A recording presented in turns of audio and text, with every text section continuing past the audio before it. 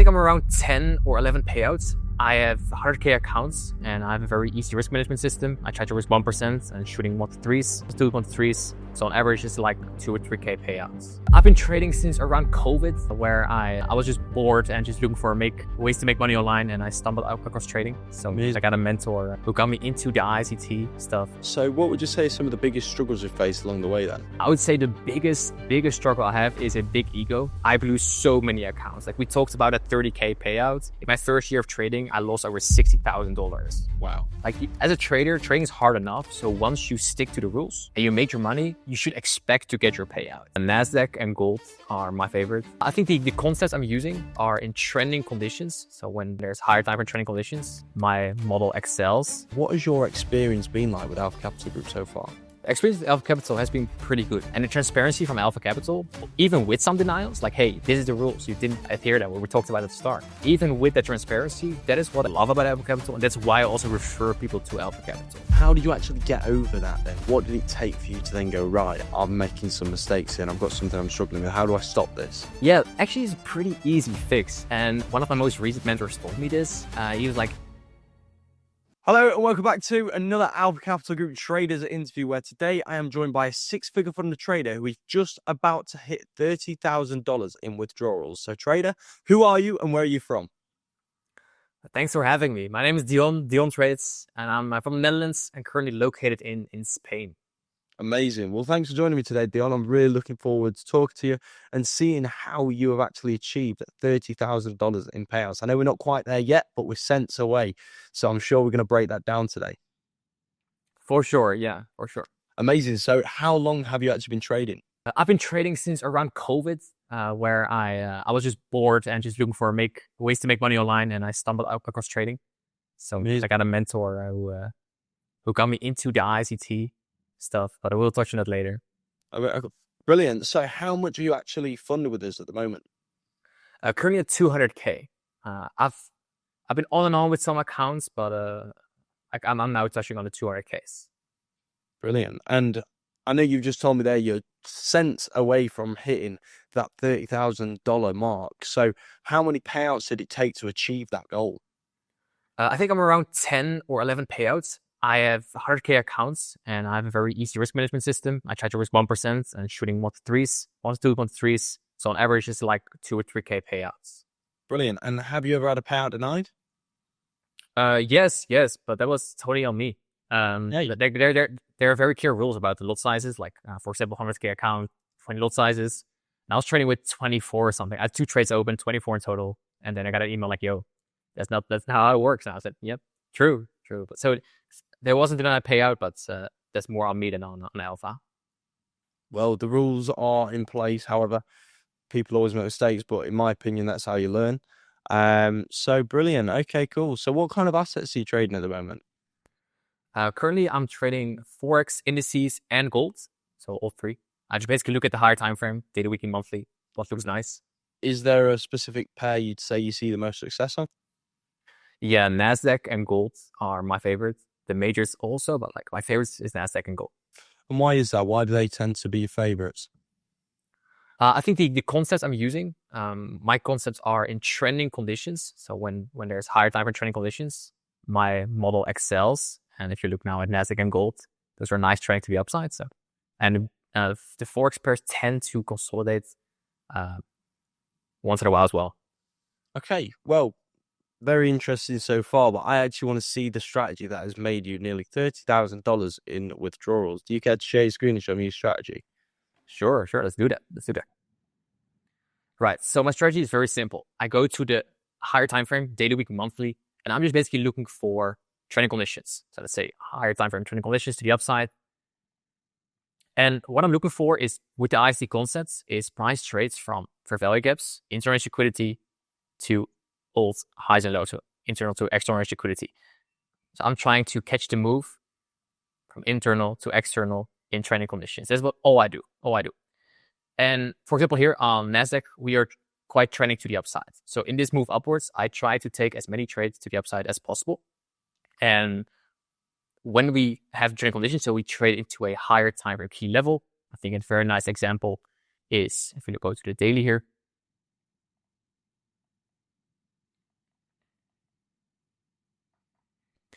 is we trade into a higher time frame key level. That's the daily bullish fair value gap right here. And we reject from that level. So here on Friday, on 23rd of May, this gives a nice indication that we probably want to go higher. So from that point, there's another fair value gap created right here with a daily order block. And there is where the model starts. So at the start of June, this is actually a trade that also I got a funded account with Alpha. I took a few trades on that as well. And let me show you how this looks on the lower time frame, because I don't execute on the daily. My most executions are around the 50 minutes, around the hourly. So at this point, you're at the red line. And the trade starts here at Friday. We have a very aggressive sell-off, but then we reject big time, creating another fair value gap. Let me clean this up a bit. So this is the daily order block. So that's the key level. And here on Monday, at the London session, we reject from the level again. And I'm very bullish. So I'm trying to find bullish order flow. I'm trying to bullish arrays. So I'll go to the 50 minutes or the 5 minutes. This trade is taken from the 50 minutes right there. And what I'm seeing here is an order block right there. We have a down close candle right there, and another fair value gap and a breaker as well. So there are multiple arrays supporting the trade idea. I started up before the New York session. I had a very aggressive entry. I got stopped out right here. But I was like, no, I'm not going to miss this one. So I took a re-entry. I gave myself 2 bullets. So if I'm stopped out early and the trade idea is still valid, I'm open to take another trade. And I took that right here. And it gave a 1 for 3. It was all based on that the Nasdaq is trending upwards on the daily. From daily, I dropped to the 1 hour or the 4 hour. And from the 4 hour and the 1 hour, when I have levels there. So here's the daily order block right there. And I dropped to the 1 hour or the 4 hour on the 1 hour right here. At the same level there. So 1 hour bullish fair value gap. And inside that bullish fair value gap, then my lower time frame entries are all aligned with that. So basically, when all the stars aligned, I'm happy and I'm shooting. Amazing. So how did you actually find this edge? Where did you come across this? Well, my first mentor, the guy who introduced me to trading, he traded ICT. So there is a lot of knowledge available online, especially on YouTube, about support and resistance, supply and demand, ICT, like all the trading languages. I tend to just choose ICT. I must say that I'm not like a ICT cult member. People call ICT cult members. I think everything works as long as you can execute it consistently. I tend to just get introduced to ICT. I like how I can read price based on ICT concepts. And from that, I just went to his YouTube channel. And he has like hundreds of hours of rents and live streams and free mentorships available. I started studying and I found some mentors who could help me dissect all that information, because it's quite a lot, quite overwhelming. And over time, I developed this edge I just showed. Okay, brilliant. So you see a lot online regarding ICT, a lot positive, but there's also that side where people say these concepts don't work. What would your reaction be to those people? I think everything works. Like if you're trading supply and demand or support and resistance, like as long as you have your filter, like because the market has like billions of variables who moves the market up and down, and you just try to find some filter, some edge between all those variables. And I approach like ICT, but also supply and demand or support and resistance as trade languages, like a language you speak to the market where you can identify, okay, now I want to communicate higher or lower.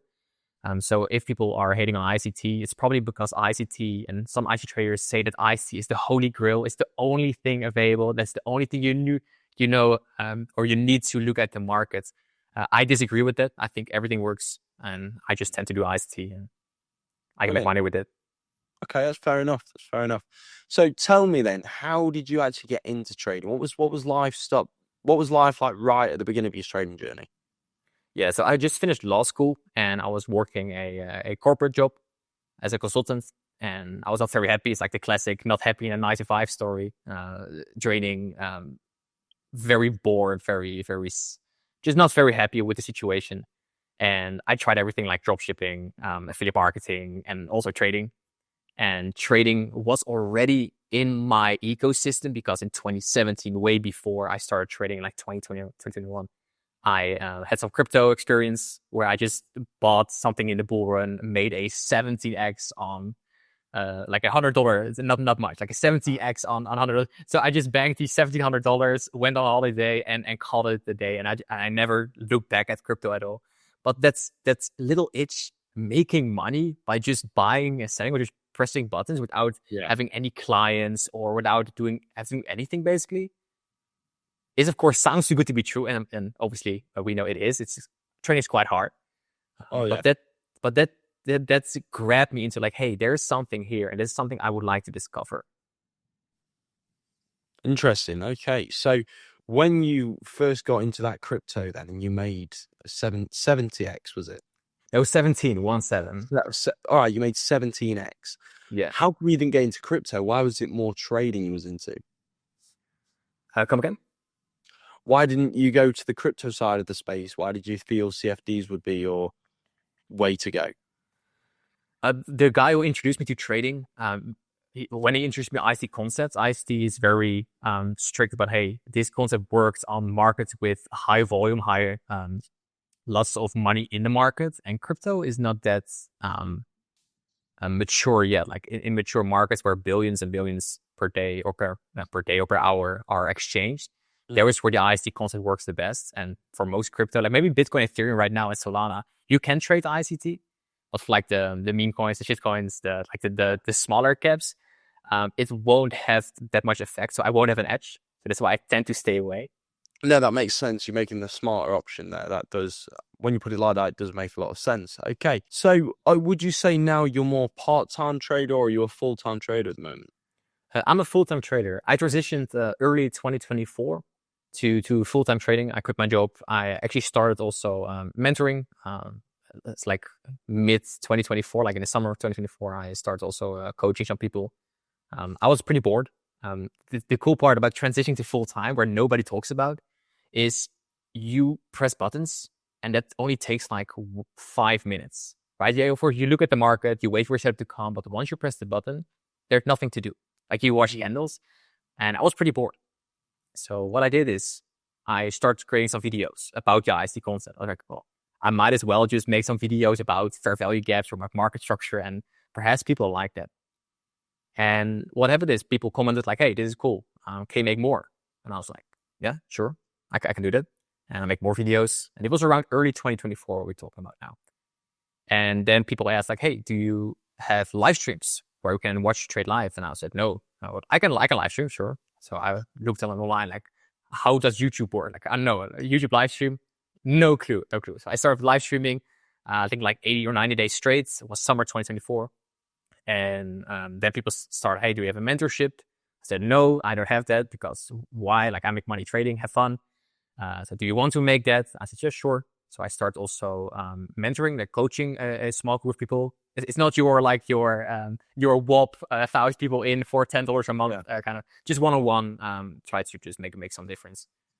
What's really good about that story there, what you've just told me, is that your community and the people watching you from a distance have been the ones to push you towards all the mentorship side of things. Because what you tend to find in the community now, and especially in social media, is the other way around.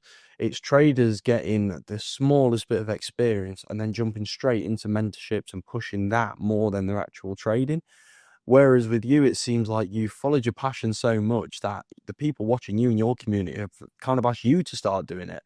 And that's how you can tell the difference from, obviously, someone who obviously loves what they're doing and loves trading, is quite clearly good at it, rather than someone who trading isn't really working for them, but they're a good salesman and they're a good trying to get that course out there.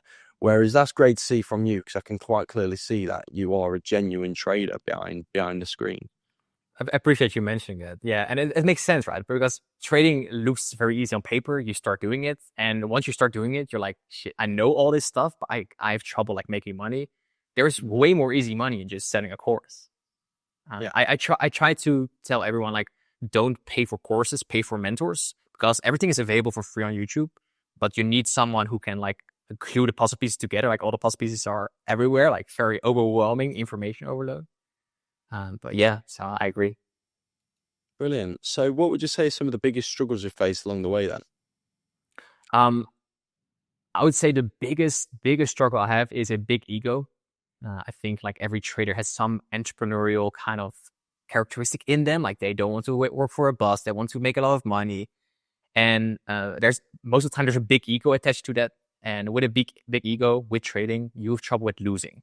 Like you like every trader wins once in a while, but once you start losing, it goes downwards very fast. Like your ego comes in the way. You need to make your trades, your losses back very fast. And I lose so many accounts. Like we talked about a 30K payout. In my first year of trading, I lost over $60,000. Wow. In just 1 year. Just big ego. I had money to spend because I had a job, and that's very dangerous with prop firms, but like trading in general. You have money to just gamble away. So that was my biggest struggle for sure. Amazing. So awesome. How did you actually get over that then? What did it take for you to then go, right, I'm making some mistakes here and I've got something I'm struggling with. How do I stop this? Yeah, actually it's a pretty easy fix. And one of my most recent mentors told me this. He was like, hey, what I'm seeing in your execution is you take a trade and I see you taking partials. I see you moving your stops all the time. What we're going to do is very simple. You take your entry, you determine your contract size or lot size, you set your stop loss, you set your TP, and that's it. You're going to do nothing. You're going to sit through that uncomfortable feeling or drawdown or your paper profits, because like sitting in drawdown is uncomfortable, but that feeling of losing your paper profits is maybe even worse. That you almost a TP and then it goes back, right? Mm-hmm. And training myself to sit through that trade, through that uncomfortable feeling, maybe even for hours, sometimes days, was, of course, it starts horrible, but that was a single thing that made me go from losing to winning, and just removing that.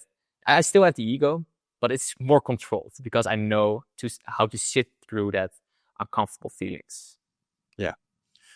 Well, amazing. It's good to see now you've got past that and you're now the trader you are today, because a lot of traders don't get there. They just quit, and you haven't done that. You push through the difficult times and you've actually started making some serious money in this game, which is great to see. I'm sure you're going to keep going and making even more money. But before we wrap this interview up, I need to ask you, what has your experience been like with Alpha Capital Group so far? Experience with Alpha Capital has been pretty good. There are so many prop firms in this space, and I've used many of them, the shady ones, but also the most reputable ones. And I think as a trader, I want a few things with a prop firm. I want that, like, the trading conditions should be good, like with spreads and all that stuff. That should be good. The pair should be available. Most importantly, the payouts, like payout denials, and clear rules. Like as a trader, trading is hard enough. So once you stick to the rules and you make your money, you should expect to get your payout.